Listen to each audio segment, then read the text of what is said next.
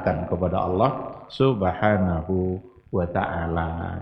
Kita berharap mudah-mudahan hadirnya kita di rumah Allah pada malam hari ini itu bagian dari cara membuktikan syukur kita kepada Allah Subhanahu wa ta'ala yang telah memberikan nikmat sehat itu.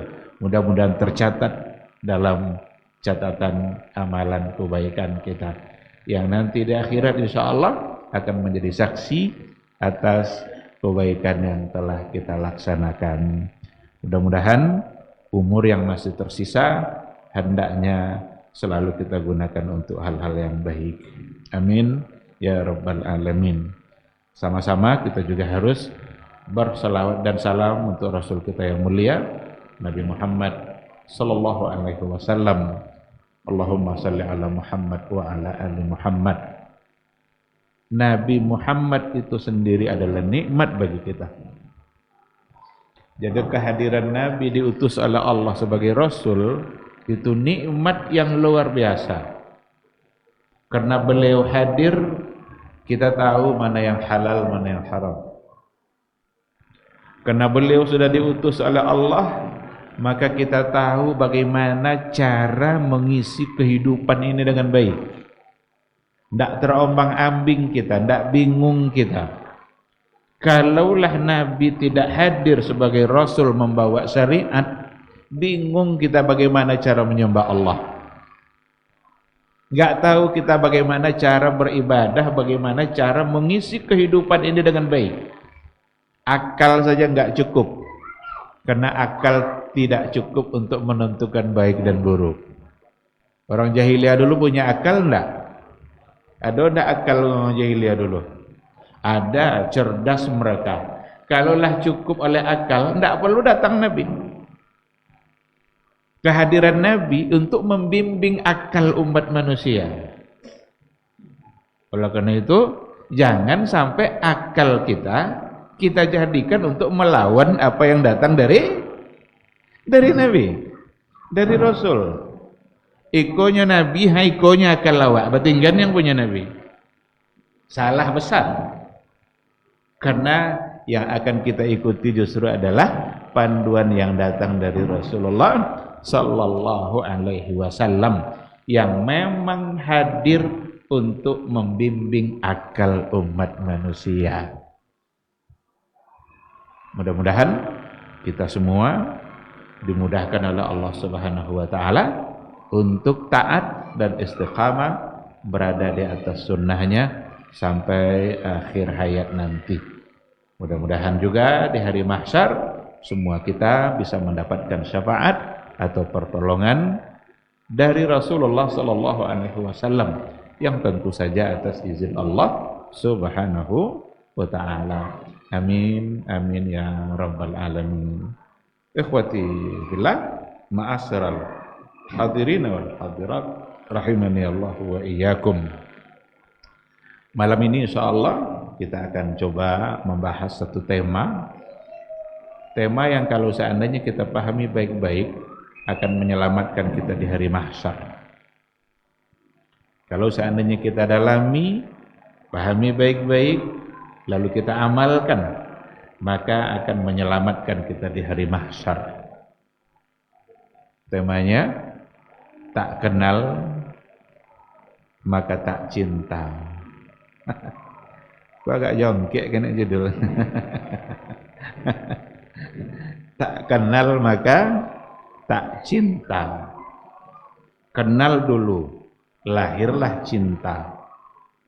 Dan cinta yang dimaksud adalah satu-satunya cinta yang benar-benar menyelamatkan kita di akhirat. Cinta kepada Allah. Cinta kepada Allah dan cinta kepada Rasul, itulah cinta yang sebenarnya yang membuat kita selamat. Di hadapan sahabat, Rasul bertanya, sahabat bertanya kepada Rasul, apa katanya ya Rasulullah? Mata sa'ah. Wahai Rasul, kapan terjadinya hari kiamat? Bila kiamat dunia? Rasul tak menjawab, karena Rasul tak tahu. Nabi ditanya tentang sesuatu yang Nabi sendiri tidak mengetahui. Oleh karena itu tidak perlu dijawab, tapi Nabi balik bertanya. Apa pertanyaan Nabi? Maza a'adatta laha. Jangan ditanya bilonya. Nyala pasti. Sekarang pertanyaan yang lebih penting apa? Maza a'adatta laha. Apa yang telah engkau persiapkan untuk hari kiamat itu? Jadi nyala pasti do jangan tanya jual nyala pasti rumah. Bilo tun gaji nya, enggak perlu tanya, nya pasti kan tun. Tinggal lagi merencanakan untuk apa kalau sudah turun. Bilo kan panen sawit nya, jangan tanya nyala jole kan tuh. Sekarang kapan terjadinya kiamat? Enggak penting. Nabi nanya, apa yang telah engkau persiapkan? Apa jawaban sahabat? Jawaban yang bertanya tadi dia bilang begini, a'adattuha bihubbillahi wa bihubbi rasulih. Aku persiapkan hari kiamat itu dengan mencintai Allah dan mencintai Rasulnya. Jadi saya persiapkan dengan cinta Allah dan cinta Rasul. Apa kata Nabi? Anta ma'aman ahbabta. Kalau begitu, nanti di hari kiamat, di hari mahsyar, engkau akan bersama dengan orang yang engkau cintai. Kalau memang engkau mencinta Allah dan Rasul, berarti nanti di hari kiamat engkau akan bersama Rasul. Kira-kira kalau sama Nabi ya, Wak, kalau nanti kita bersama Nabi di hari mahsyar, aman ndak Wak Kiyo? Aman luar biasa. Nya Nabi rumah, Nabi dijamin masuk surga. Kini awak di sampingnya, karena kita mencintainya. Nah, oleh karena itu, inilah yang akan kita bahas insyaallah, yang ternyata persoalan cinta itu adalah bagian terpenting dalam agama kita. Cinta ini bagian terpenting dalam agama. Tidak sempurna iman seseorang kalau tidak. Kan itu hadis kan? La yu'minu ahadukum hatta yuhibballaha wa rasulah. Sampai dia mencintai Allah dan Rasulnya lebih dari selainnya, termasuk dari dirinya sendiri. Oleh karena itu persoalan cinta ini bukan hal-hal sederhana dalam beragama. Ini asas. Tidak sempurna iman seseorang kalau dia belum mencintai Allah dan Rasulnya lebih dari yang selainnya, termasuk dirinya sendiri. Umar bin Al-Khattab, apa nyinya dapat Nabi, ya Rasulullah, saya siap mencintai kamu lebih dari segala-galanya kecuali dari diri saya. Jadi siap dia mencintai Nabi, dari orang tuanya Rasul akan lebih dia cintai, dari anaknya Rasul akan dia lebih cintai, kecuali dari dia ini. Berarti dia ingin mengatakan lebih mencintai dirinya daripada Rasul. Apa kata Rasul? La ya Umar, ndak wahai Umar, ndak akan pernah sempurna imanmu sampai saya engkau cintai lebih dari segalanya, termasuk dari kamu. Kalau begitu ya Rasulullah, saya siap mencintai kamu lebih dari diri saya sendiri. Dan itu yang dilakukan oleh sahabat-sahabat dulu. Itu yang dilakukan oleh para sahabat dulu, dan mereka membuktikannya. Nah, oleh karena itu, cinta adalah persoalan asasi. Dan cinta pertama yang harus kita lakukan adalah cinta kita kepada Allah Subhanahu wa ta'ala. Kita harus mencintainya. Nabi saja ada doanya. Apa kata Rasul? Allahumma inni as'aluka hubbak wa hubba man yuhibbuk wa hubba amalin yuqarribu ila hubbik. Ini doa Nabi. Boleh kita ulang-ulang juga doain. Apa arti? Ya Allah, Saya memohon kepadamu, berikan saya cintamu. Itu Nabi itu. As'aluka hubbak, berikan saya cinta kepadamu. Berarti cinta Allah itu pemberian Allah. Kita bisa mencintai Allah itu karena Allah yang memberikan. Ya ndak ada cijo dalam kehidupan awak ada yang ndak berasal dari Allah. Bahkan syukur kita pun, kita bersyukur itu karena Allah yang memudahkan kita dalam bersyukur. Ternyata ketika kita mencintai Allah, Allah juga lah yang memberikan cinta itu. Maka Nabi berdoa, Allahumma inni as'aluka hubbak. Tidak sampai di situ. As'aluka hubbak wa hubba man yuhibbuk. Dan berikan pula saya cinta terhadap orang yang mencintaimu. Wa hubba amalin yuqarribu ila hubbik. Ada tiga poin doa Nabi di sini. Saya mohon ya Allah, berikan cintamu kepada saya. Jadi gimana saya bisa mencintai kamu? Tak sampai di situ. Berikan pula saya rasa cinta kepada orang yang mencintaimu. Kalau seperti ini, bisa tidak kita masuk ke dalam doa Nabi? Ini doa Nabi nih, minta agar dia diberikan cintanya kepada Allah dan diberikan pula semangat cinta kepada orang yang mencintai Allah. Wa hubba amalin yuqarribu ila hubbik, dan mencintai amalan yang mendekatkan kepada cintamu. Luar biasa doa ini. Ini doa Nabi ini, doa namanya doanya maksurat. Kalau Nabi yang mengucap itu namanya maksurat. Doa maksurat itu biasanya singkat, padat. Itu ciri-ciri Nabi itu pendek katanya tapi maknanya dalam. Atau lebih do Jawa. Kalau awak lah sejam bacito tak apa yang kan dia ambil pelajaran ini lah sejam bacito. Nabi tidak sampai sebaris kalau dituliskan. Ternyata kalau seandainya dijelaskan oleh para ulama tidak cukup sejam. Yang kata satu baris, berikan saya cintamu, cinta terhadap orang yang mencintaimu. Siapa orang yang mencintainya? Banyak. Yang real di zaman dia para sahabat. Apakah cukup berhenti pada sahabat saja? Tidak. Ketika kita ikut mencintai Allah, masuk tidak kita dalam cinta Nabi tadi?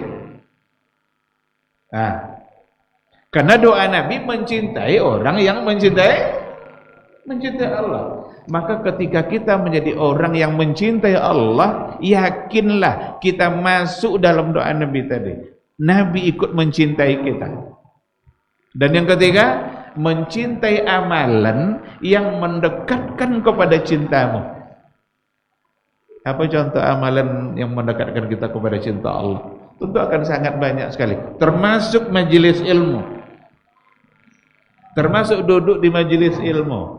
Duduk di majelis ilmu itu satu amalan yang akan mendekatkan cinta kita kepada cinta Allah Subhanahu wa taala. Kenapa demikian? Karena di majelis ilmu itu majelis yang diingatkan Allah. Majelis yang diingatkan ayat-ayat Allah. Masjid yang diajak kita untuk menjauhi larangan-larangan Allah.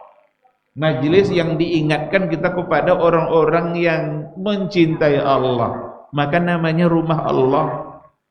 Masjid itu kan Baitullah, rumah Allah. Apa maksudnya? Rumah yang di dalamnya selalu diingatkan kita kepada Allah Subhanahu wa taala. Maka itu saja salah satu dari amalan yang mendekatkan kita kepada cintanya Allah. Maka mudah-mudahan keberadaan kita di majelis ilmu pada malam hari ini membuat kita bisa mendapatkan cinta Allah karena kita melaksanakan amalan yang memang dengan amalan itu Allah semakin cinta. Bukankah orang yang hadir ke majelis ilmu Kalau kita tengok fadilah-fadilah hadir majelis ilmu, belum sampai ke majelis ilmu itu sudah ada fadilah.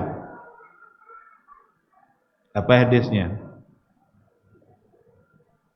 Apa hadisnya? Siapa yang bisa menjawab, kasih hadiah.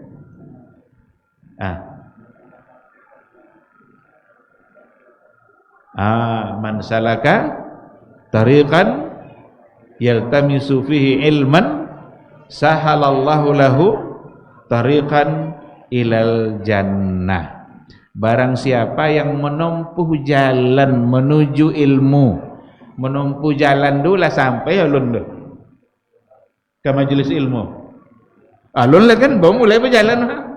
Man salaka tariqan, siapa yang menempuh jalan tujuannya untuk mendapatkan ilmu, sahalallahu lahu tariqan ilal jannah, Allah mudahkan baginya jalan menuju surga. Orang-orang yang diberikan surga pasti orang-orang yang dicintai oleh Allah. Tidak ada orang yang dimurkai Allah lalu masuk surga. Tidak ada. Orang yang dimurkai Allah neraka. Yang dicintai surga. Kapan yang dimurkai itu baru masuk surga? Kalau Allah sudah mengampuninya, maka hilanglah murka Allah. Mau hadiah yang mana? Dia banyak hadiah. Ambil saja. Kalau mau buku ada buku. Nah. Musa. Jazakallah khair.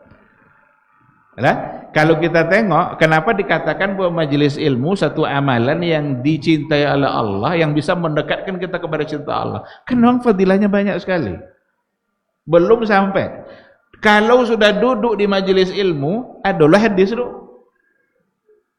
Jadi berlipat-lipat di perjalanan mendapat surga, di majelis ilmunya apa kata Rasul? Nazalat alaihimus sakinah. Allah turunkan untuknya ketenangan jiwa. Wa ghasyiyathumur rahmah, diliputi oleh kasih sayang Allah. Wa sallat alaihimul malaikah, berdoa untuk mereka itu para malaikat-malaikat Allah.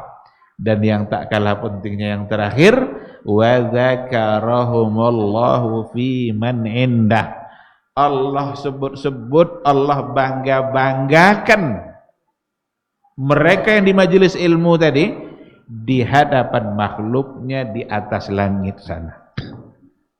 Allah bangga-banggakan. Wa dzakarahumullah. Allah sebut-sebut. Bisa Allah macam itu. Bisa Allah sebut-sebut, bisa Allah bangga-bangga. Jawabannya bisa. Bahkan Allah bisa titip salam. Allah bisa titip salam. Ada sahabat namanya Ubay ibnu Ka'ab. Ubay ibnu Ka'ab adalah orang yang bacaan Qur'annya luar biasa. Tiba-tiba Rasul bilang, ya Ubay, Allah yusallimu alaik. Wahai Ubay, Allah titip salam sama kamu. Nangis Ubay. Yang titip salam Allah. Kalau Allah titip salam, salam dah berarti Ubay masuk surga kan? Nangis dia. Apa kata Ubay? Ya Rasulullah, adzakarani Allahu bismi ana fil mala'il a'la. Apa Allah sebut langsung nama saya di atas arasnya sana? Kata Rasul, iyonya. Jibrilnya buinya. Tambah nangis dia. Tambah kuat tangisnya. Karena disebut langsung. Yang titip salam Allah. Awak kalau camatnya titip salam noh. Tolong titip salam ke Imam Masjid Abdullah bin Umarnya. Bukan main bangganya. Camat noh. Camat kan orang hebat noh. Semakin tinggi jabatan seseorang yang titip salam ke kita, semakin kita bangga. Sekarang yang titip salam adalah Allah Subhanahu wa ta'ala. Oleh karena itu bisa, ada hadisnya, ada nasnya, kita tinggal mengimaninya saja. Hal-hal yang sahih yang datang dari Nabi tinggal kita imani saja, dan itulah bukti bahwa kita mencintai mencintai Allah. Ikhwati fillah, dari doa Nabi tadi berarti Nabi pun memohon kepada Allah agar diberikan kepadanya cinta kepada Allah. Kalaulah Nabi memohon, apakah kita tidak lebih pantas lagi untuk memohon? Nabi ketika memohon itu, dia sebenarnya sedang mengajarkan umatnya. Nabi itu kalau berbuat seperti itu, ndak untuk inyo ya dek udah. Nya Nabi lah jole selamat. Lah pastilah dijamin. Berarti beliau sedang mengajarkan kita sebagai umatnya agar kita senantiasa mencintai Allah dan memohon agar Allah memberikan cintanya. Pertanyaannya, bagaimana cara agar kita cinta kepada Allah? Banyak sekali penjabarannya oleh para ulama. Di antara mereka ada mengatakan ma'rifatullah sababun limahabbatih, fataqwal mahabbah ala qadri quwwatil ma'rifah wa tad'uf ala qadri dha'fil ma'rifah. Apa itu?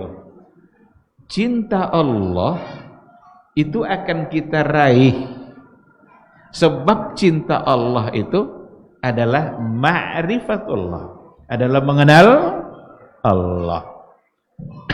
Ini yang tak kenal maka tak cinta. Penyebabnya kita bisa cinta Allah itu hanya dengan mengenal Allah yang sesungguhnya. Kalau kita tidak kenal dengan Allah, nggak mungkin kita mencintainya. Fataqwal mahabbah ala qadri quwwatil ma'rifah. Kekuatan cinta kita itu tergantung seberapa kuat kita mengenalinya. Wa tad'uf, dan lemahnya cinta kita ala qadri dha'fil ma'rifah, tergantung selemah apa pula pengetahuan kita tentang Allah. Dan itu artinya semakin kita mengenalinya, maka akan semakin kita mencintainya. Ketika Allah mengatakan walladzina amanu asyaddu hubban lillah, walladzina amanu, dan orang-orang yang beriman asyaddu hubban lillah, mereka lebih asyaddu hubban, lebih kuat cintanya kepada Allah. Kenapa dikatakan walladzina amanu yang asyaddu hubban? Karena orang-orang kafir mereka mencintai patung-patungnya. Wa minan nasi may yattakhidhu min dunillahi andada yuhibbunahum kahubbillah. Di antara manusia ada yang mereka itu menjadikan ada tandingan bagi Allah, berarti mensyirikkan Allah. Yuhibbunahum kahubbillah, mereka cintailah patung-patungnya tadi sebagaimana mereka mencintai Allah. Wallazina amanu asyaddu hubban lillah, dan orang-orang beriman lebih dahsyat cintanya kepada Allah. Kenapa? Karena mereka kenal dengan Allah. Apa kata Ibnul Qayyim? Ibnul Qayyim al-Jauziyah mengatakan, al-qulubu mafturatun majbulah ala mahabbati man an'ama 'alaiha wa ahsana ilaiha. Hati-hati manusia ini difitrahkan oleh Allah, diberikan fitrah oleh Allah hati manusia. Apa fitrahnya? Mahabbati man an'ama 'alaiha, mencintai orang-orang yang selalu memberikan kebaikan kepadanya, wa ahsana ilaiha. Itu hati manusia. Kalau ada orang berbuat baik sama kita, hati kita secara fitrah gimana? Pasti selalu ingin mendekat, ingin mencintainya, ingin selalu bersama dia. Hari ini kita butuh ini, diberikannya. Besok kita butuh lagi, diberikannya lagi. Maka al-qulubu mafturah. Mafturah itu dari kata fitrah. Hati-hati manusia difitrahkan oleh Allah mahabbati man an'ama alaih wa ahsana ilaih, Itu pasti itu. Tidak ada orang yang membenci kalau diberi. Asal diberi pasti dia datang rasa cintanya. Lalu kata beliau, fa kaifa biman kana al-ihsanu minhu. Lalu bagaimana dengan dia yang selalu menjadi sumber kebaikan bagi kehidupan? Siapa sumber kehidupan kita dalam kehidupan ini? Sumber kebaikan kita dalam kehidupan adalah Allah yang selalu memberikan kebaikan kepada semua kita. Bahkan ada di antara kebaikan yang datang dari Allah yang tanpa pandang agama. Ada nikmat-nikmat yang dirasakan oleh semua orang. Kafir pun dia, durhaka pun dia kepada Allah, tapi nikmat Allah selalu dia rasakan. Fa kaifa biman kana al-ihsanu minhu. Dan maksudnya adalah Allah. Oleh karena itu, hati manusia yang kenal dengan Allah, maka tidak mesti dia akan memberikan cintanya kepada Allah Subhanahu wa ta'ala, karena al-ihsan, kebaikan itu selalu dia dapatkan dari Allah Subhanahu wa ta'ala. Masuk waktu belum? Ya. Baik, kalau memang sudah belum. Ya, baik, kita akan jawab dulu suara azan insyaallah.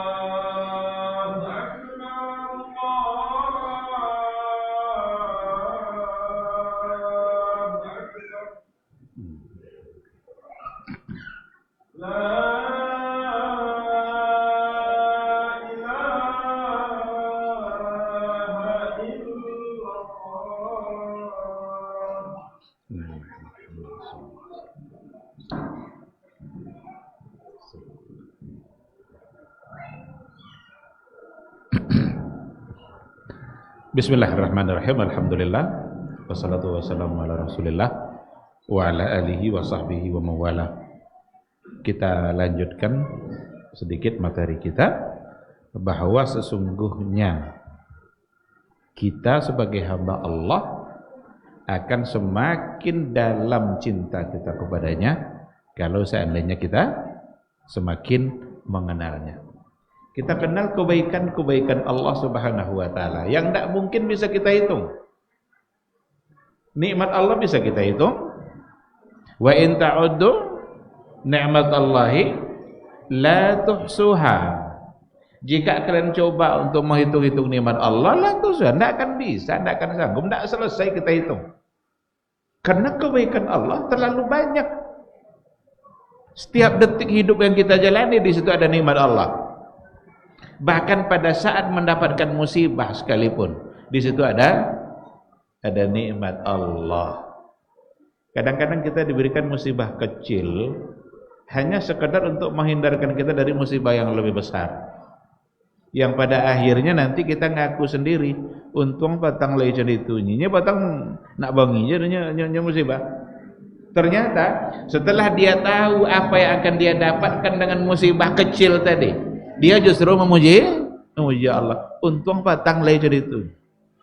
Banyak sekali dalam kehidupan kita terjadi. Karena nikmat Allah itu ada dalam setiap saat. Kalau kita ingat kebaikan Allah seperti itu, tidakkah pantas untuk kita membuat semakin cinta, semakin takut, semakin cinta kepada Allah Subhanahu wa taala. Maka kenali dia, kenali Rabb kita, agar ada rasa tergugah di hati pada saat nama Allah disebut. Bukankah ciri-ciri orang beriman seperti itu? Wa idza tuliyat alaihim ayatuna zadathum imana. Sebelumnya idza dzukirallahu wajilat qulubuhum. Apa makna wajilat qulubuhum? Bergetar, tergugah kulub. Maka persoalan cinta ini persoalan hati. Cinta itu amal hati. Maka dalam kehidupan kita akan dihiasi oleh dua bentuk amal. Ada amal zahir, ada amal hati. Amal hati ini asas dalam mengerjakan amal zahir. Ketika hati kita sudah mencintai Allah, itulah dasar yang menggerakkan zahir kita, jawarih kita untuk sujud. Maka orang kalau seandainya sudah benar-benar cinta kepada Allah, ingin dia berlama-lama dalam sujud. Ingin dia berlama-lama dalam ibadah. Ada kenikmatan yang dia rasakan. Kenapa? Karena rasa cinta yang tumbuh di hati. Karena kenal dia sama Rabbnya. Salat, baca Quran. Iko baca Quran gaya sehalaman barulah tiba ngantuk. Entah apa lo gak. Tapi kalau baca HP tak ngantuk ngantuk. Kalau baca Quran baru dimulai. Tapi orang-orang yang hatinya terpaut dengan Allah, orang-orang yang hatinya cinta kepada Allah, semakin lama dia mendengarkan baca Quran itu, semakin dia merindukannya. Semakin lama semakin dia menikmatinya. Nah oleh karena itu kita harus mampu untuk membuat hati kita cinta kepada Allah dengan cara mengenal Allah. Akan muncul rasa cinta dan rasa takut kita kepada Allah. Ketika ada ayat innama yakhshallaha min ibadihi al-ulama, sesungguhnya yang akan bisa takut kepada Allah adalah al-ulama. Siapa maksudnya al-ulama ini? Ulama itu jamak dari kata alim. Alim itu untuk satu orang. Kalau ulama banyak. Ibnu Abbas memberikan penafsiran tentang kata al-ulama. Apa kata Ibnu Abbas? Allazi yakhafuni man alima jabaruti wa jalali wa izzati. Itu Ibnu Abbas. Orang yang akan takut kepadaku itu adalah man alima. Siapa yang tahu Siapa yang mengerti, memahami jabaruti wa jalali wa izzati, tahu dia kebesaran saya, tahu dia kekuatan saya, tahu dia kemuliaan saya, dia pasti akan takut. Siapa orang yang akan ridha kepada Allah? Orang yang kenal dengan Allah. Jadi kenal dengan Allah itu bisa melahirkan cinta, bisa melahirkan rasa takut, bisa melahirkan rasa ridha.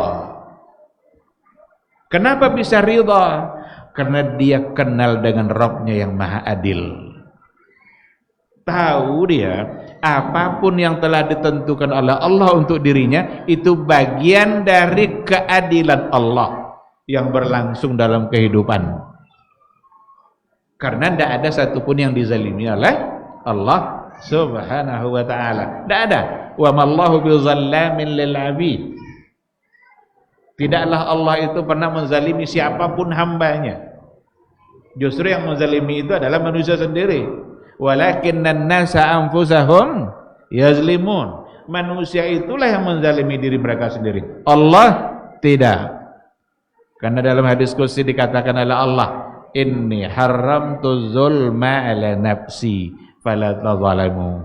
Saya haramkan kezaliman itu ada pada diri saya, maka janganlah kalian saling menzalimi. Orang-orang yang kalau sudah tahu dia bahwa Allah itu adil, apapun keputusan Allah yang terjadi dalam kehidupannya, dia akan ridha. Lahirlah anaknya, seminggu umur mati. Baru seminggu lahir, meninggal. Orang-orang yang kalau tidak kenal dengan keadilan Allah akan muncul keluar kata-kata yang tidak baik dari diri dia. Dia tidak sanggup menghadapi ujian ini. Baru seminggu, alal-amu lo nunggu lo. Tengok Nabi Ibrahim di atas umur 80 tahun baru dapat satu Ismail. Abah suruh lo bantai. Baru dapat, cik tu baru punya, disuruh untuk menyembelih. Sebelum disembelih suruhlah berpisah dulu, pergi ke Makkah dulu Alu Makkah mau ketutulah kan? Biwadin ghairi zar'in. Ala gadang la tumbuh remaja suruhlah bantai. Tapi apa sikap Ibrahim? Itulah ada. Kenapa dia bisa ridha betul dalam menerima itu? Karena dia kenal dengan Allah. Tahu dia kalau keputusan Allah itulah yang terbaik. Itu yang harus ada pada diri kita. Selama kau dapat, tiba sekali kau tak dapat, mengamuk. Lobek tahu, gua sawit tu, tiba sekali kau kurang sekenek. Kalau tak kenal dengan Allah, dia tidak siap untuk menerima itu. Nyak lama tahu aja. Terkadang kita diuji oleh Allah supaya kita dekat dengan Dia. Kita hanya perlu memuhasabah diri. Kita hanya perlu memuhasabah apa yang telah kita lakukan. Jangan-jangan Allah sedang menegur kita. Hal-hal yang secara zahir barangkali dalam pikiran kita tidak baik, tapi mungkin itulah jalan kebaikan bagi kehidupan kita. Ada seseorang baunya mulai belajar sholat ketika ayahnya meninggal. Jadi mati ayahnya, bobo ke masjid, dicai orang anak. Anak menjauh je belakang. Jangan kamu nyawaya orang mati lah. Inya solat je ndak lah. Tapi ketika ayahnya dikuburkan, dia mulai berfikir tentang solat, dan itu adalah awal dia mempelajari solat. Kira-kira mati ayahnya tadi baik ndak bagi dia? Apa dia baik? Mati ayah rumah? Nyaya itu kan mati ya nya. Tapi setelah dia wafat, dia menjadi baik. Kena taubat dia. Jadi cek orang mana anaknya. Tak tahu lo mendakik lah. Ada hal-hal yang dalam kehidupan kita harus kita selalu berbaik sangka kepada Allah, jangan pernah berburuk sangka. Allah berikan kita sesuatu, pasti disitulah keadilan Allah. Oleh karena itu tidak ada alasan untuk minder dalam menghadapi kehidupan ini. Dan tidak ada istilah sombong untuk menghadapi kehidupan. Ada orang yang dilebihkan hartanya oleh Allah, jangan sombong, 1 detik Allah bisa rubah. Ada orang yang diberikan kehidupan secukupnya, tidak seperti orang-orang lain. Jangan minder, berterima kasihlah kepada Allah. Tengok orang yang di bawah kita. Ada banyak orang yang sedang mengharapkan dia supaya seperti kita itu. Jalan pakai sepeda, lewat orang pakai NMAX, kena sekenek dalam meliuk-liuk cenderung. Ada locah sekenek lando dia awak boleh yang basah. Kalau dia angkuh seperti itu jalannya. Ternyata orang yang pakai sepeda tadi nampak dia orang yang bertungkek-tungkek berjalan. Alhamdulillah, untung masih bisa pakai sepeda. Inyo lah bertungkek. Itu sesungguhnya adalah hanya keadilan Allah Subhanahu wa taala. Semua harus mengambil pelajaran. Yang rendah melihat kepada yang di atas, ambil pelajaran. Yang atas melihat kepada yang bawah untuk diambil pelajaran. Dan pelajarannya semuanya dikembalikan kepada Allah, bahwa itu adalah ketentuan Allah dalam kehidupan kita. Oleh karena itu, ikhwati billah, kenal Rabb kita. Pahami siapa Rabb kita yang sesungguhnya. Dan itulah yang akan melahirkan cinta. Itulah yang akan melahirkan rasa takut kita. Kalau kita nggak kenal dengan Allah, tidak akan pernah ada rasa takut itu. Yang ada adalah keangkuhan demi keangkuhan. Apa dek bisa seangkuh itu Fir'aun? Apa dek bisa sesombong itu Fir'aun? Bahkan dia mengatakan, Ana rabbukumul a'la. Kok dia engkau Tuhan kalian gini? Apa lo tidak akan angkuh? Dia aja menganggap dirinya Tuhan. Berarti dia tidak kenal dengan siapa yang menciptakan dia.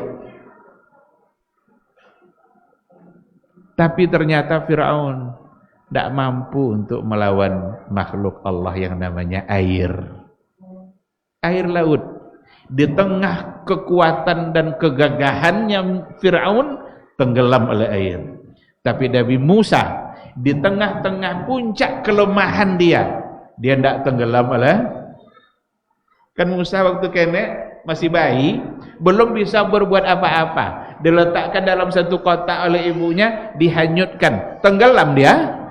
Tidak. Padahal di tengah-tengah puncak kelemahan Musa. Selamat dia. Sementara Fir'aun tenggelam oleh air yang sama di tengah-tengah puncak kekuasaan. Ini pelajaran. Kalau Bapak Ibu pernah membaca sejarah wafatnya Namrud. Namrud itu wafat hanya karena masuk ke telinganya seekor serangga.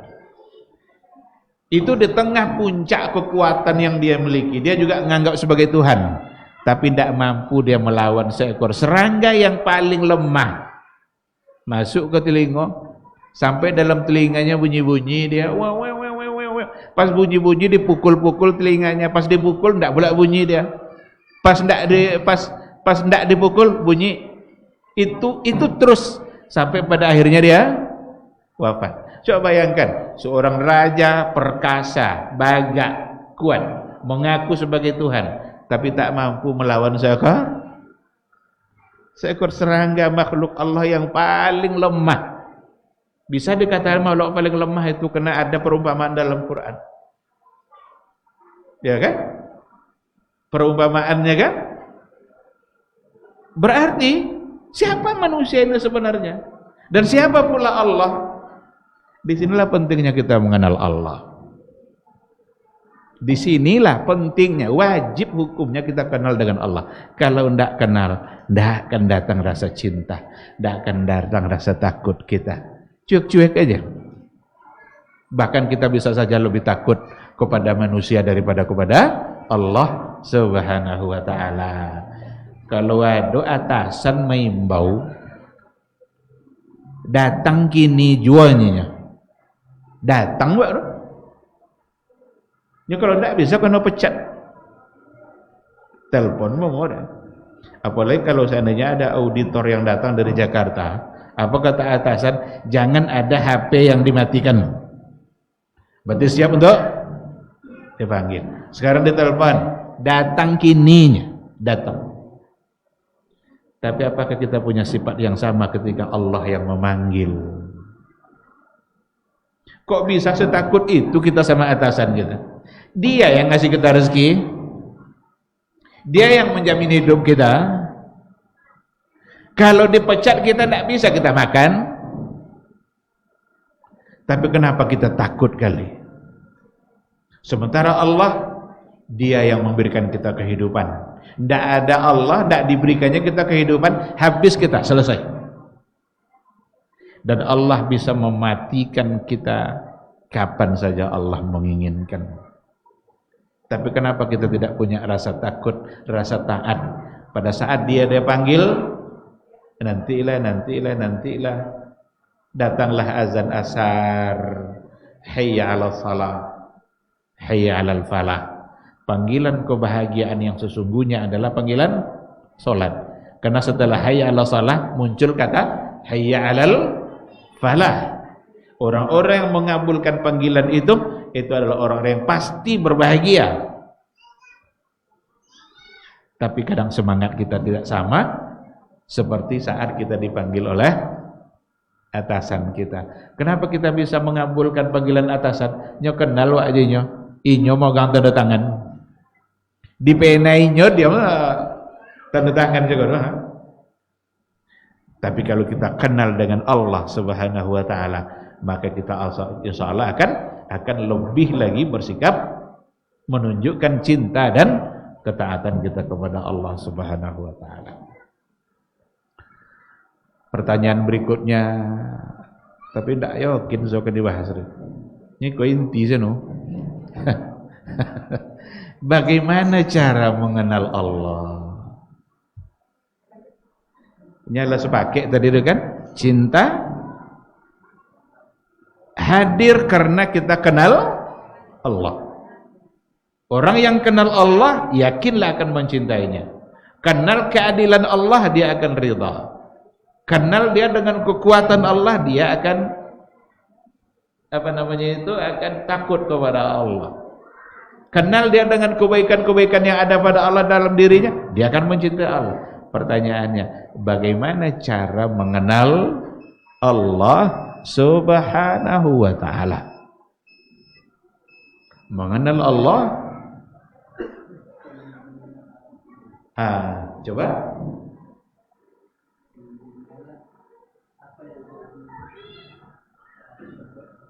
dengan mengenali apa yang telah diperbuat oleh Allah Subhanahu wa taala di alam ini. Harus kasih hadiah. Ambil hadiah sini. Ambil hadiah sini. Banyak nih ya, tinggal pilih saja yang mana.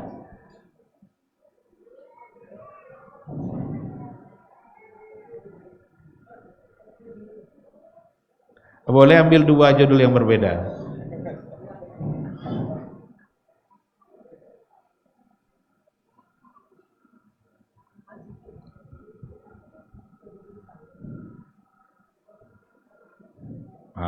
Masya Allah. Baik, cara mengenal Allah, bagaimana kita bisa kenal dengan Allah adalah dengan cara yang sudah diperkenalkan sendiri oleh Allah tentang diri dia. Kita akan kenal dengan si A ini, akan lebih mantap perkenalan kita dengan beliau ketika beliau yang langsung menyampaikan. Itu cara yang paling tepat. Berarti kita mengenali Allah melalui apa yang telah dia sampaikan dalam Al-Quranul Karim. Yang pertama. Yang kedua, kita mengenali Allah melalui utusan resmi dia.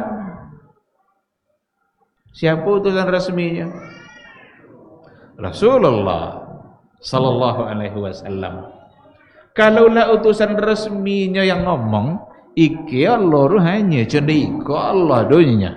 Itulah yang paling tepat untuk kita ambil. Ini utusan resmi dan sudah diberikan sifat untuk utusan resmi ini al-amin, as-sadiqul masduq, orang yang tidak pernah berbohong, orang yang jujur. Nah, berarti mengenali Allah yang pertama sekali yang harus kita lakukan adalah melalui Al-Quran dan Sunnah. Al-Quran dan hadis-hadis Nabi. Al-Quran Allah yang langsung mengucapkannya, hadis utusannya yang menyampaikannya. Apa yang telah diperkenalkan oleh Allah tentang dirinya dalam Quran atau oleh Rasulnya dalam hadis-hadisnya, itulah cara yang paling tepat untuk mengenal Allah, dan pasti kita akan sampai kepada tingkat perkenalan yang sempurna. Karena tidak lagi dari dugaan-dugaan, tidak lagi dari perkiraan-perkiraan, kayaknya mungkin Allah begini, mungkin Allah begini. Ini tidak masuk nih. Mesti langsung dari Quran dan dari hadis Rasulullah sallallahu alaihi wasallam. Dari sisi mana? Itu yang tadi itu. Kita bisa mengenali Allah melalui nama-namanya, melalui sifat-sifatnya. Ketika Allah menceritakan tentang diri dia dalam Al-Quran, bagaimana rububiyahnya Allah yang sangat sempurna. Ayatnya tidak terhitung jumlahnya dalam Al-Quranul Karim. Tinggal kita cari saja. Biar tahu kita bahwa Allah itu kuat, perkasa, maha dalam segala-galanya. Dan sunyi dari semua bentuk sifat kekurangan dan kelemahan. Tidak ada satupun sifat kelemahan yang ada pada Allah. Yang ada adalah sifat kesempurnaan. Ketika dia mencipta, maka sempurnalah ciptaannya. Allazi khalaqa fasawwa. Dia cipta, sempurna ciptaan. Apa bukti sempurna? Ketika Allah menciptakan makhluknya, Allah tidak berhenti pada sebatas ciptaan saja, tapi Allah sediakan semua kebutuhan-kebutuhan dalam kehidupannya. Jadi itu sempurnanya Allah. Dia ciptakan manusia, maka Allah ciptakan rezekinya sampai mati. Allah ciptakan hewan, binatang, hewan ternak, Allah ciptakan pula semua kebutuhannya, rezekinya sampai dia mati. Dan kebutuhan manusia itu berbeda-beda dengan kebutuhan makhluk, tapi karena Allah yang menciptakan, maka Allah sempurnakan pula kebutuhannya itu dalam bentuk rezeki. Maka kalau kita bicara tentang rububiyah, tauhid rububiyah, ini berhubungan dengan perbuatan Allah. Karena ini cara yang paling tepat untuk mengenali Allah, agar kita kenal dengan siapa Rabb kita itu. Khalaqa wa razaqa. Khalaqa wa razaqa. Dia ciptakan dan dia beri rezeki. Nah, kalau sudah itu yang kita pahami dari Allah, tidak ada lagi rasa-rasa curiga kita dalam kehidupan ini dalam persoalan rezeki. Karena kita sudah meyakini bahwa rezeki diatur oleh Allah. Dan tidak ada yang tertukar. Yang seharusnya untuk saya pindah jadi milik orang lain, tidak ada. Kalau memang bukan milik kita, berarti kita tidak akan mendapatkannya. Bahkan nasi yang sudah masuk ke mulut, kalau ternyata bukan menjadi hak kita, ternyata bisa keluar kembali dimuntahkan. Bisa kalau boleh. Bau sudah makan tiba-tiba mual, muntah. Semua sudah diatur oleh Allah. Tinggal kita baca saja pada ayat-ayatnya. Kalau mau diberikan contoh untuk ayat umpama dalam surat Ar-Ra'd yang bagian-bagian awal ayat 2, ayat 3, Allah ceritakan kehebatan dia yang tidak mungkin dilakukan oleh siapapun. Apa bunyinya? Allahul ladzi rafa'a as-samawati bighairi amadin tarawunaha. Dialah Allah yang telah meninggikan langit-langit samawati. Berarti bukan satu tingkat, tapi ada berlapis-lapis langit. Dialah Allah yang telah meninggikan langit itu bighairi amadin tarawunaha, tanpa ada tiang yang kalian lihat. Ada tiang langit. Langit yang sebegitu besar, bertingkat-tingkat pula sampai 7 lapis, sab'a samawat. Tapi Allah angkat masing-masing tingkat itu bighairi amadin tarawunaha, tanpa ada tiang. Cuci ada ndak tukang di kampung awak kan? Tukang suruh nyombe umah atau gak natok ro tapi jangan pakai tiang. Atok aja buat lucu ya. Jangan buat tiang lu atok dah lu ya. Boleh bisa batah dua ya. Bisa enggak? Cuci sehebat apapun tukang tu, cari suruh pasang atap tapi tanpa tiang. Berapa ukuran kira-kira? Ada 20 kali 20. Sekarang langit yang sebegitu besarnya, ndak pula satu tingkat. Samawat, sab'a samawat bighairi amadin, tanpa ada tiang. Siapa yang akan bisa melakukan ini kalau bukan Allah Subhanahu wa ta'ala? Ini makanya Ibnu Abbas tadi mengatakan, orang yang akan benar-benar bisa takut kepada saya, orang yang kenal dengan kekuasaan, kekuatan, kemuliaan dan keagungan saya. Kalau tidak kenal itu, tidak akan takut kepada Allah. Lalu apa kata Allah lagi? Summa stawa 'alal 'arsy. Kemudian dia beristiwa di atas arsy, berada di atas arsy. Wa sakhkhara asy-syamsa wal qamar. Dan dia juga adalah Allah yang telah menundukkan matahari dan bulan. Matahari dan bulan itu makhluk Allah yang bisa ditundukkan oleh Allah Subhanahu wa ta'ala. Allah lah yang menyuruh dia terbit, Allah pula yang menyuruh dia terbenam. Kata Allah, kamu terbit di timur, maka terbitlah matahari di timur. Satu saat nanti Allah akan perintahkan matahari itu terbit di barat. Yang kalau seandainya sudah terbit di barat, maka kata Rasul, tidak lagi diterima taubat, tertutup pintu taubat. Itu saat-saat menjelang datangnya hari kiamat. Lah ini ayat ini. Kullun yajri li ajalin musamma. Semuanya beredar sesuai dengan masa-masa yang telah ditentukan oleh Allah. Yudabbirul amra, yufassilul ayat. Dialah Allah yang mengatur segala urusan kita, merinci kekuasaannya itu, rinci sekali. Allah yang mengatur. La'allakum biliqa'i rabbikum tuqinun. Mudah-mudahan kalian yakin dengan pertemuan dengan Rabb kalian.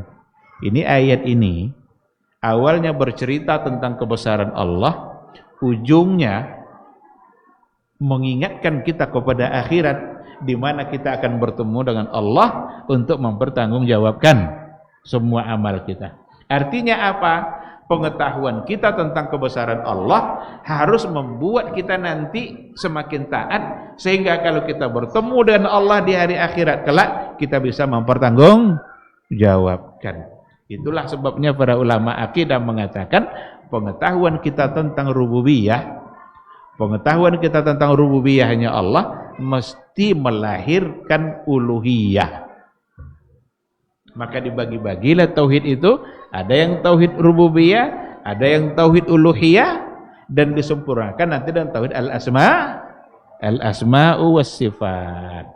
Kok banyak orang yang tidak bisa menemu kok pembagian tauhid 3. Padahal sudah sangat jelas sekali. Tidak ada dalil tanya. Orang-orang mengatakan tidak ada dalil, berarti jangan-jangan tidak pernah baca Quran dia. Coba baca An-Nas saja. An-Nas coba baca. Qul a'udzu birabbin nas, malikin nas, ilahin nas. Ini saja itu sudah 3 tauhidnya di situ. Rabbin nas, rububiyah. Malikin nas, asma wa sifat. Ilahin nas, uluhiyah. Bukankah ilah itu uluhiyah itu dari kata ilah? Maka beda makna Rabbin nas dengan ilahin nas. Kalau Rabbin nas, khaliqin nas, wa raziquhum, wa mudabbiruhum. Itu Rabb, karena rububiyah, perbuatan Allah dalam kehidupan kita. Tapi kalau ilahin nas, ma'budun nas, yang disembah oleh manusia. Dialah Allah yang pantas untuk kita sembah. Itu tidak ada dalil pembagian tauhid dan 3 tadi. Dalam Al-Fatihah saja, kalau kita baca Al-Fatihah, terkandunglah dalamnya rububiyah, uluhiyah, asma wa sifat. Jadi Quran itu diawali oleh yang 3 tadi, diakhiri oleh yang 3 tadi, di tengah-tengahnya yang 3 tadi sih. Makanya belajar baik-baik. Ambil referensi yang benar. Maka mengenali Allah mestilah melalui Al-Quran dan Sunnah. Jangan pakai teori-teori yang lain untuk mengenal Allah. Kalau dipakai teori-teori yang lain, tidak nyambung. Kadang-kadang yang lebih fatal akibatnya justru menolak apa yang telah disebutkan oleh Allah dalam Al-Quranul Karim. Itu contoh ayat yang tadi itu, summastawa 'alal 'arsy. Kan sudah dijelaskan tadi, dialah Allah yang telah meninggikan langit tanpa tiang, summastawa 'alal 'arsy. Lalu dia bersemayam berada di atas arsy. Banyak yang tidak bisa menerima makna itu. Kenapa? Karena dia tidak lagi mengawali pengenalannya terhadap Allah melalui Al-Quran. Itu dan apa ya? Dengan akal dan logika. Dipahami dulu makhluk. Semua yang ada pada makhluk ditolak keberadaannya pada Allah. Inilah teori kalam yang membagi-bagi makhluk ini. Ada jauhar, ada arat, ada jisim. Jauhar itu, ini jauhar. Kalau arat itu seperti sifat yang tidak bisa berdiri sendiri. Dia mesti ada pada sesuatu yang lain. Umpamanya warna merah umpamanya. Bisakah ada warna merah tapi tidak ada sesuatu apapun? Tidak bisa. Maka namanya arat. Arat itu la yaqumu binafsihi. Dia tidak bisa berdiri sendiri. Mesti ikut yang lain. Nah, yang namanya makhluk kalau tidak jauhar arat. Dan gabungan keduanya disebut dengan jisim, benda atau fisik. Kalau sudah fisik berarti butuh kepada tempat. Makhluk butuh kepada tempat. Nah, berarti kalau seandainya hal-hal yang mengarah kepada seperti itu pada Allah, berarti itu bukanlah sifat untuk Allah. Maka ketika ada ayat summastawa 'alal 'arsy, dia berada di atas arsy, apa katanya? Kok enggak mungkin? Apa sebab? Karena kalau Allah berada di atas arsy, berarti sama saja makhluk. Berarti Allah butuh kepada tempat. Berarti nanti cik di bawah sama dengan makhluk ke di bawah. Ini akibat kalau seandainya kita mengenali Allah tidak melalui Al-Quran dan Sunnah, tapi diawali dulu dengan teori-teori ilmu kalam yang dilakukan oleh ahlul kalam.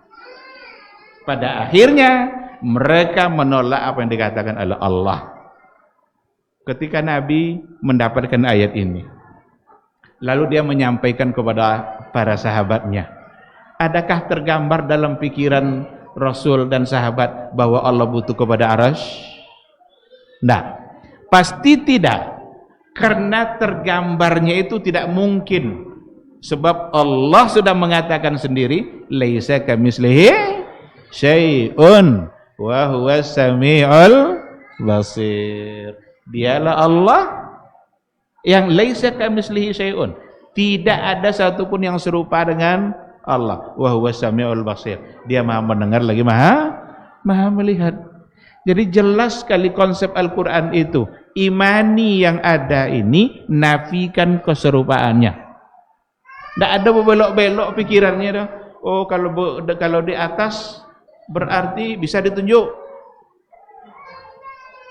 Kalau bisa ditunjuk berarti sama dengan nunjuk kami muda.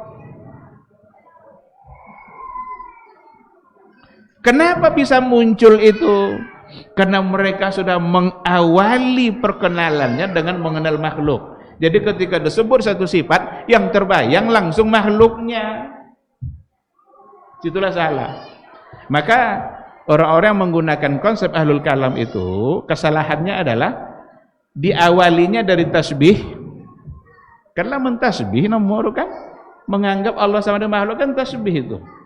Sehingga perlu ditolak atau ditakwilkan. Jadi diawali dengan tasbih, diikutkan dengan takwil dan berujung kepada tasbih kembali. Berujungnya pada tasbih kembali karena ketika mereka takwilkan sifat-sifat itu ternyata mereka menyerupakan juga Allah dengan makhluk. Contoh istawa. Istawa maknanya ala wartafa'a, berada tinggi di atas arsy. Itu makna istawa. Sekarang dirubah. Dalam pikiran mereka sudah mulai mentasbih. Tidak mungkin Allah begini. Maka perlu takwil. Kata-kata tidak mungkin tadi karena sudah ada tasbih. Maka perlu takwil. Maka ditakwilkanlah istawa menjadi istaula. Istaula apa? Berkuasa atau menguasai. Mereka menganggap ini sudah selamat. Sudah aman katanya. Karena tidak lagi ada keserupaan. Sekarang pertanyaannya, kira-kira makhluk berkuasa enggak? Itu sama itu ya? Sama berkuasanya. Jadi lari kepada makna agar enggak menyerupai, tapi berujung pada penyerupaan. Oh, enggak sama Pak Ustaz. Berkuasanya Allah enggak sama. Berkuasa Allah itu maha, sementara makhluk terbatas. Oh, kalau begitu, kenapa tidak dari awal aja dari tadi istawa juga, tapi tidak sama? Kan selesai. Ngapa belok-belok? Jadi kalau ditanya orang, mana telinga kamunya? Apabila belok nunjuk cendekurang, hanya. Sedia kan, mana telinga kamu? Nih. Selesai. Lebih simpel, lebih pasti, akurat, Allah yang menyebutkan. Jadi mencari-cari celah, tak pai jauh jalan, ujungnya mentasbih juga. Itu yang terjadi dengan konsep takwil-takwil yang ada pada sifat. Semua sifat ditakwil-takwil, ujungnya seperti itu. Dan akan banyak nanti ayat-ayat tentang rububiyah, tentang asma wa sifat, tentang pengenalan terhadap Allah yang bisa tertolak hanya karena semangat yang tadi itu. Karena mendahului mengenal Allah dengan mengenal makhluk. Barulah ditolak nanti keberadaan yang pada makhluk ini semuanya pada Allah. Padahal ketika ada ayat Al-Quran yang mengatakan wajib diimani dan sekaligus laisa kamitslihi syai'un. Saya ambil contoh satu ayat lagi yang juga paling sering untuk menjadi perdebatan. Apa kata Allah dalam surah Az-Zumar ayat 67? Wa ma qadarullaha haqqa qadrihi. Mereka tidaklah memuliakan Allah dengan semestinya. Jadi kalau sudah mulai memain-mainkan makna-makna sifat tadi, tidak lagi memuliakan Allah dengan semestinya. Wal ardu jami'an qabdatuhu yaumal qiyamah. Bumi ini semuanya, bumi itu tidak satu lapis, bumi berlapis-lapis. Jami'an, semuanya qabdatuhu yaumal qiyamah.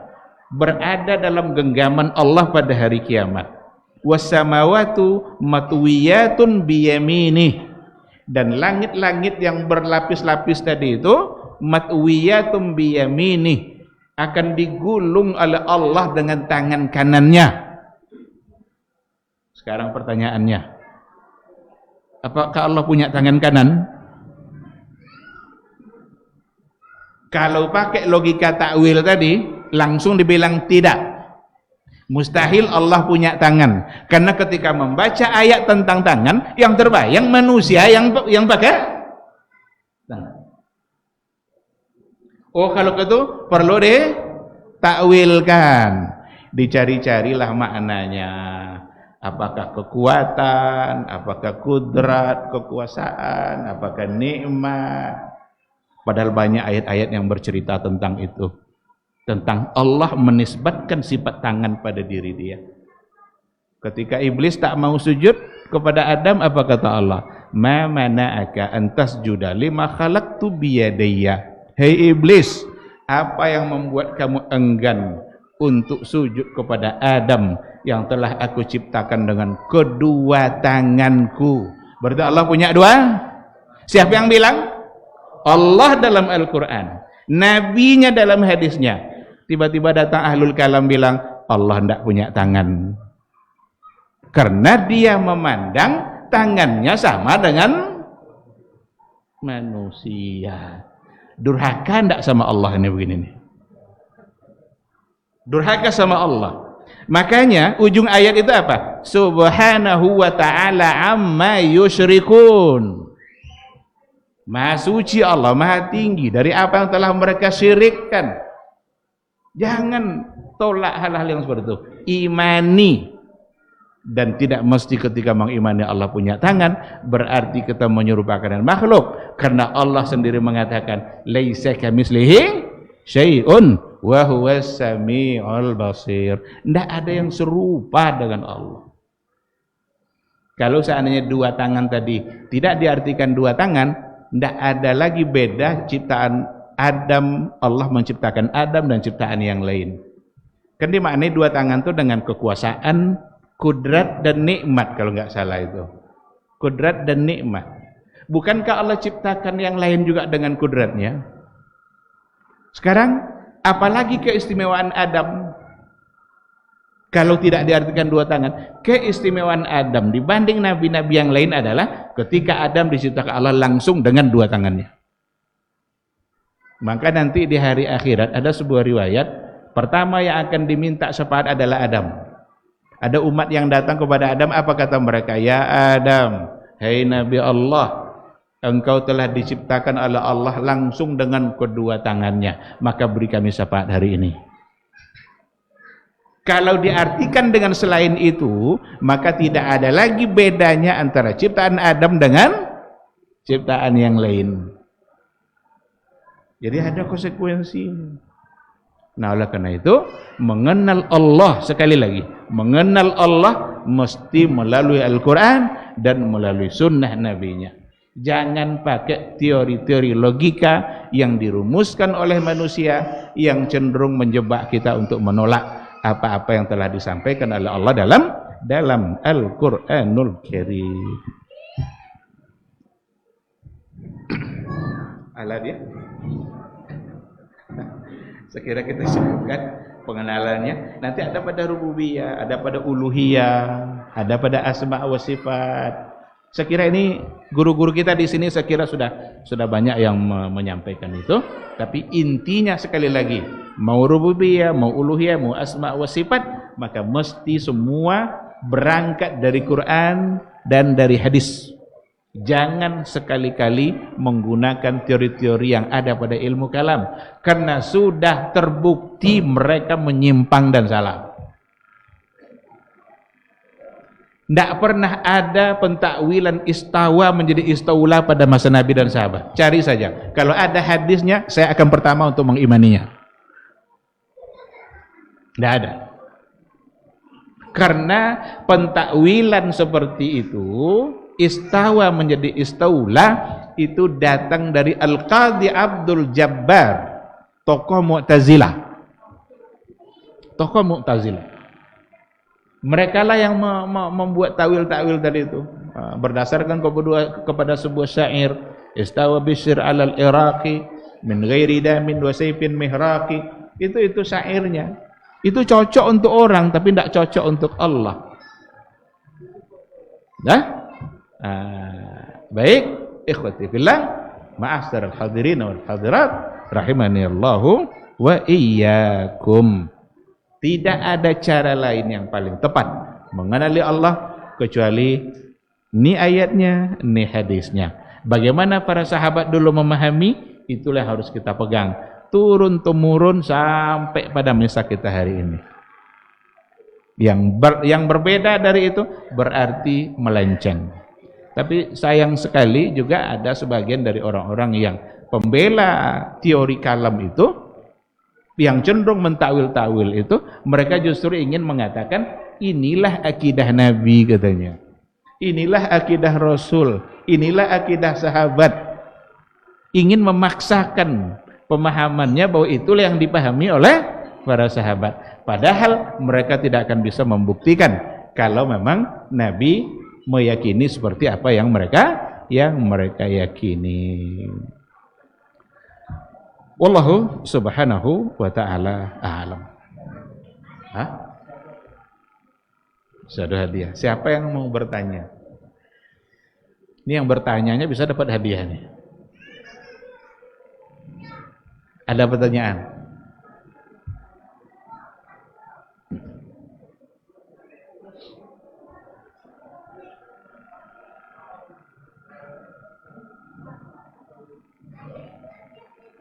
Ada? Tidak ada?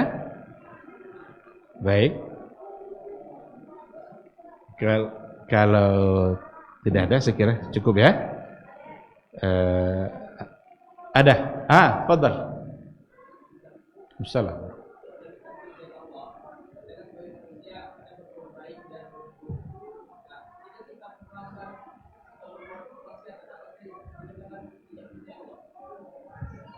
Gimana coba?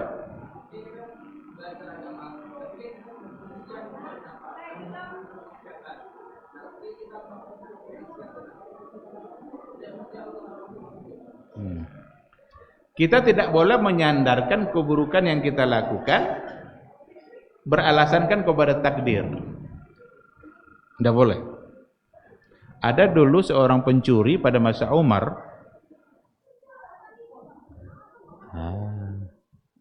Berarti tidak hidup listrik. Ya.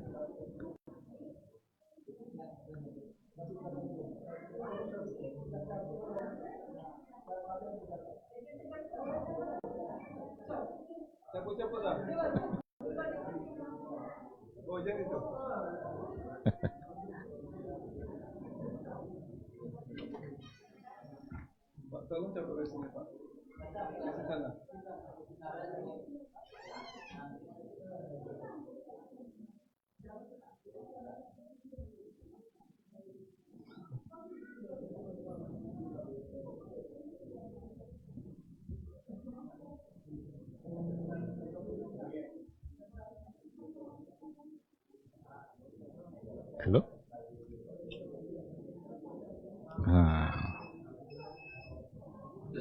Sudah? Ya. Baik. Ada salah seorang pencuri pada masa Umar bin Khattab. Pencuri itu kan hukumnya potong tangan. Hampir mau dipotong sama Umar. Apa kata pencuri tadi? Mahalan ya Amirul Mukminin. Tunggu sebentar wahai Amirul Mukminin. Jangan terburu-buru. Saya mencuri ini kan kena takdir. Saya mencuri karena takdir. Dipotong tangannya sama Umar, saya potong tanganmu karena takdir. Jadi, dipotong karena takdir. Maka tidak boleh kita beralasan kan kepada takdir atas kesalahan yang kita lakukan. Tidak boleh sama sekali. Karena menyandarkan keburukan kepada Allah tidak boleh. Yang baik datang dari Allah, yang buruk mungkin karena ulah kita. Kita yang terlalu bersemangat untuk mengambil, ternyata mencuri. Kita yang terlalu bersemangat sehingga lupa batasan-batasan yang dibolehkan. kelupaan itu berarti bagian dari apa yang ada pada diri kita, tidak ada pada Allah. Nah, oleh karena itu jangan sekali-kali menyandarkan keburukan kepada Allah, tetapi pelajari diri kita, muhasabah apa kesalahan yang telah kita lakukan. Walaupun pada ujung-ujungnya semua yang datang itu adalah Allah. Allahu khalaqakum wa ma ta'malun. Allah yang menciptakan kamu dan apa yang kamu lakukan. Apa makna apa yang kamu lakukan? Kok Allah yang menciptakan? Kita bisa melakukan sesuatu itu karena kemudahan yang datang dari Allah. Kita sehat sehingga bisa berjalan. Cuma kita yang tidak menggunakan kesehatan itu untuk hal yang baik. Tapi kita bisa melakukan kan karena kita sehat.